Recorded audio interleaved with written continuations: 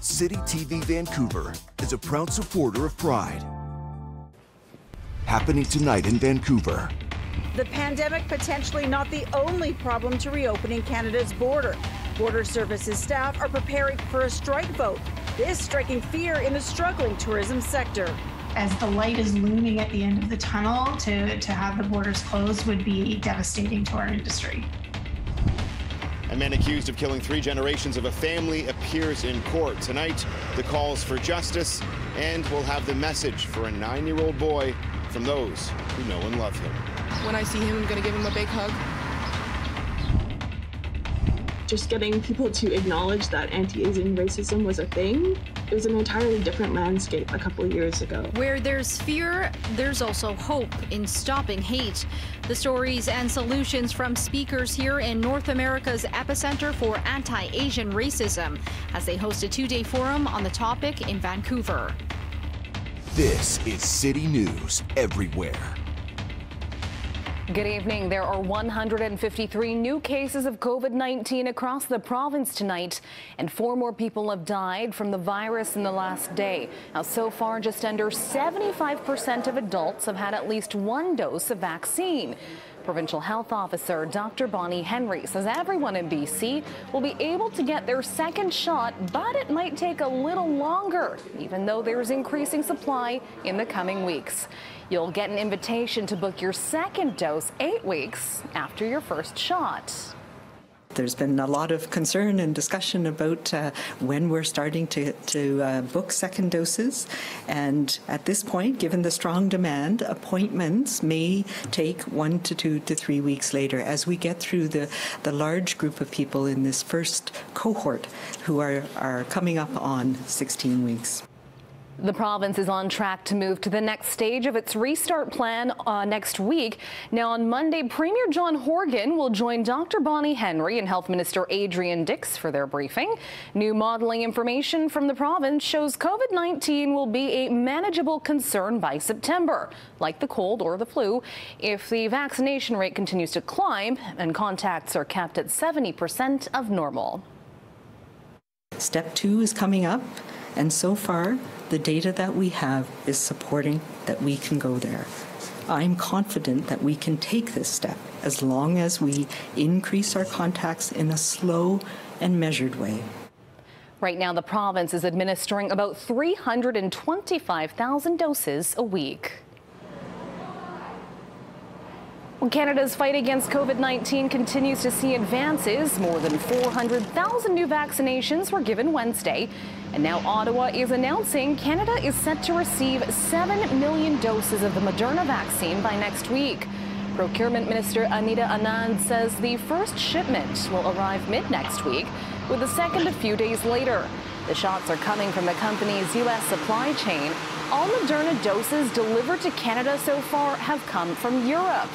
Distribution to the provinces and territories will occur into the week of June 21st. Canada's path to potentially reopening the border to travelers this summer could be hitting a roadblock. And it's not the pandemic, but the possibility of a strike.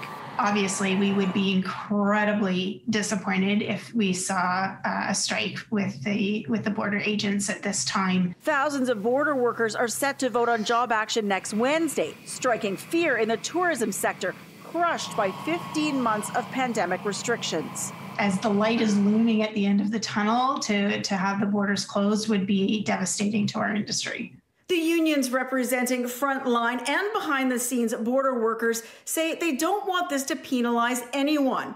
But after years without a contract and talks stalled since December, they're frustrated, but assuring that striking will be a last resort and safety will not be compromised. We're certainly not trying to use the public and use the security aspect. What we're saying is about the next coming days or weeks, you will see us way more into the media. We want to make sure that we're asking them to go back again. Not only are they not at the table, he says, but they're asking workers to be flexible in coming months with more border changes ahead. This is putting a lot of gas on the fire when you're without a contract for 3 years. And not only that, it's in the middle of the pandemic. Now we got the employer coming to us that you're going to have to compromise some more. Unions are looking for pay and training supports equal to other law enforcement services and more protection for workers accused of wrongdoing, including investigations before punitive action is taken. I think in the past we have been demonstrated that we are reasonable people. So we're certainly prepared to go there in good faith. And I think if the employer is serious about this, it could be wrapped up within a week or so. So far, the government saying they're disappointed their recent offer was rejected. The hospitality industry hoping there's a solution soon, because the idea the border may be open to tourists this summer has been a lifeline. Not only from a revenue generating standpoint, but that sense of getting back to normal and that sense of, it would be a real morale boost for the industry to be able to, start opening their doors to their guests and doing what they do best. To have a strike stall that would be gutting. So the message to the unions and the government is simple. Ask them to really seriously think about the consequences that their actions might have. For City News in Victoria, I'm News 1130's Lisa Yuzda. This is simply wasted money, unfortunately. $1.3 billion sunk into the now dead Keystone XL pipeline. A look at what that kind of cash could have bought. Well, let's take a look now at the Vancouver Art Gallery. This is where a vigil and prayer is set to take place tonight starting at 7. This is in the wake of the horrific events that took place in London, Ontario on Sunday. A Muslim family of 5 was out for a walk when police say a man driving a Dodge Ram smashed into them on a sidewalk. Investigators there are still looking at this as a hate crime. Now, tonight's event in Vancouver will include a number of guest speakers and then will be followed by that prayer. I'm Adrian Gobriel. The suspect accused of killing 3 generations of a family here in London this week appeared before the courts today, as many here in the southwestern Ontario community demand justice and additional charges. 20-year-old Nathaniel Veltman is being held here at the Elgin Middlesex Detention Center. He appeared before the courts via video today from inside the jail. Wearing orange, prison-issued clothing and a blue mask, Veltman stood quietly, looking straight ahead, with his hands clasped in front of him. Initially, there was confusion at the virtual hearing because the suspect has yet to retain legal counsel, a revelation that is raising eyebrows in legal circles. There's a big volume of evidence that either has been gathered or will be gathered that has to be reviewed by both the prosecution and the defense. Police say Veltman intentionally targeted and murdered 3 generations of a family with a black pickup truck at this North London intersection Sunday night because of their Islamic faith. 46-year-old Salman Afzal, his wife, 44-year-old Madiha Salman, their 15-year-old daughter, Yumna Afzal, and her 74-year-old grandmother all died. The lone survivor is 9-year-old Fayez Afzal. The accused has been charged with 4 counts of first-degree murder and 1 count of attempted murder. Many have been calling for additional charges to be laid. When it comes to the Muslims, everybody talking to the Muslim terrorists. What are you calling this now? It's terrorists. What we really need to do before laying a charge of terrorism is continue the investigation and gather the evidence. And the evidence will lead us to whether or not we have grounds for such a charge. London's chief of police tells City News they're exploring the possibility of terrorism charges with the RCMP and the prosecution. Defense lawyer David Butt is a former prosecutor and says a terror charge could be laid even if Veltman was acting alone. For first-degree murder, all you need is planning and deliberation. For the added element of terrorism, a person may still be able to act alone, but there has to be evidence that it was in pursuit of a terrorist purpose, at least. What is necessary is that there has to be the broader purpose of advancing a terrorism-related agenda. But I have a message of hope, that although what brought us here together today is a tragedy, what I want to offer is a message of hope. Abdi El-Fattah Tawakol spoke at this week's Vigil. He's worked as an imam and spiritual leader in London, Ontario for years. Speaking one-on-one with City News, he has this message for the accused, Nathaniel Veltman. Whatever it is that led him to do this, he needs to change within himself and mend his ways, change himself. What is it that led him to do this? Because it wasn't just an attack on the family of four, the 3 generations who lost their lives. That was an attack on all of us. Nathaniel Veltman's next court case is set for this coming Monday. In London, Ontario, I'm Adrian Gobriel for City News.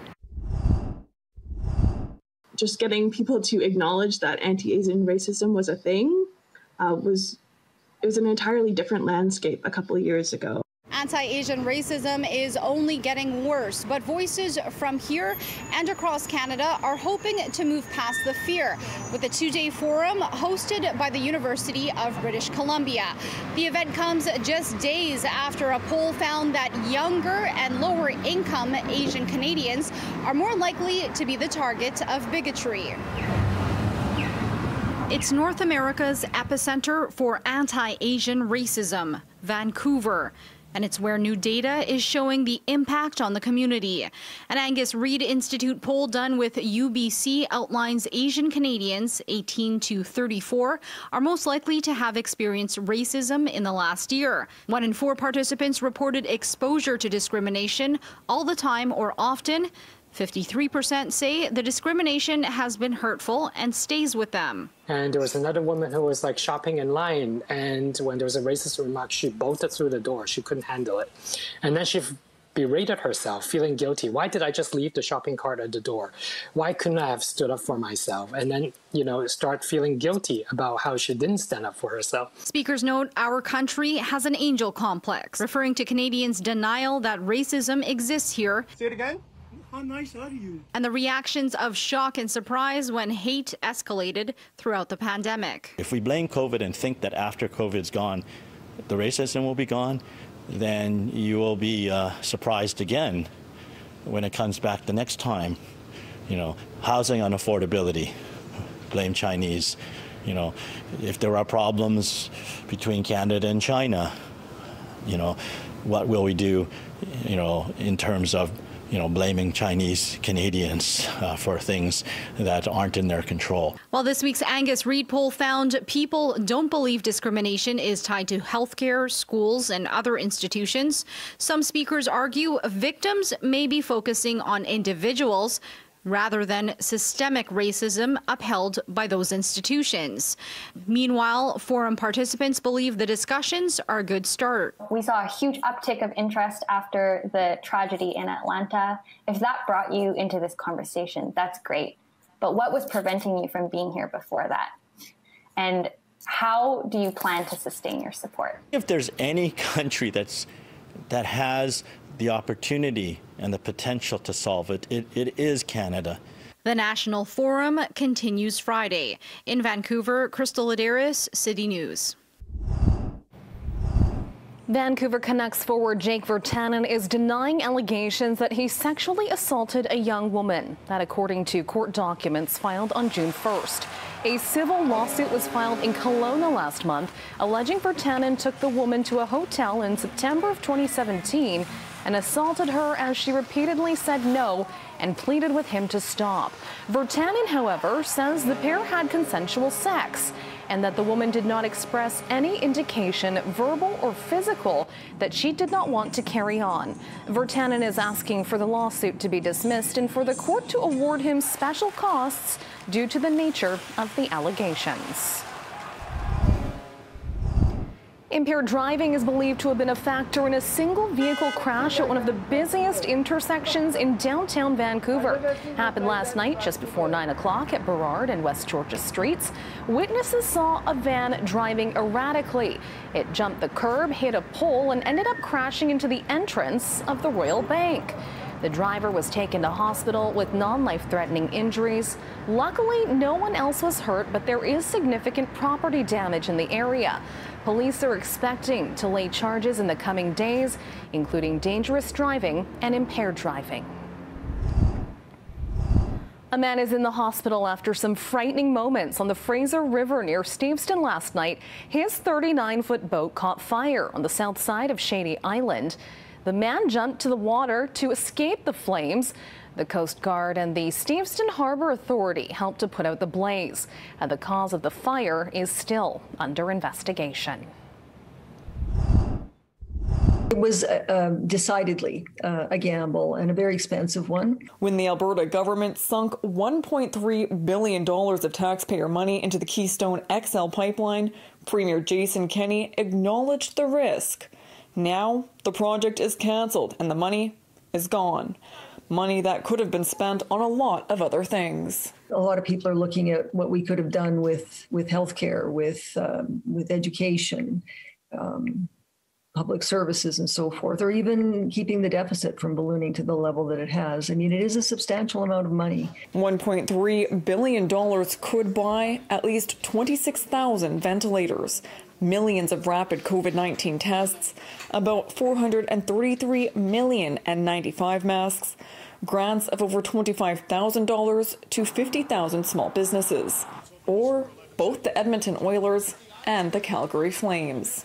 Overall, it's 2.3% of the province's budget. It's disappointing, that the province is losing their investment stake on that, especially at a time when provincial budgets are what they are. $1.3 billion is a non-trivial chunk of money. Fellow says there is still opportunity to recoup some losses, but he doesn't expect a drastic change.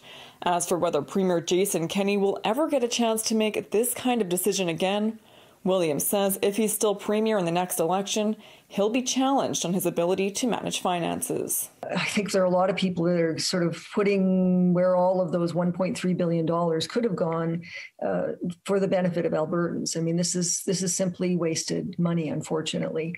Stephanie Lasuk, City News. The Vancouver Public Library will be forgiving fines for 2 weeks starting on Monday. The library says there are more than 70,000 people impacted by fines, adding lower income users are disproportionately affected. Users whose cards have been blocked will also be able to have them reactivated. The VPL hopes this campaign will shine some light on the social impact of library fines. For the second time in a week, lottery players in BC have a chance to win a record-breaking jackpot. Yes, $120 million in prizes are up for grabs in tomorrow's draw, which is the largest lottery game in Canada. Lotto Max set the previous record on Tuesday. That was at $117 million. We, by the way, have not seen numbers this high since 2018. There are $51 million max million prize draws and a $70 million jackpot. I'd buy a house, buy a car, give the rest to my family. I buy a house right away in cash.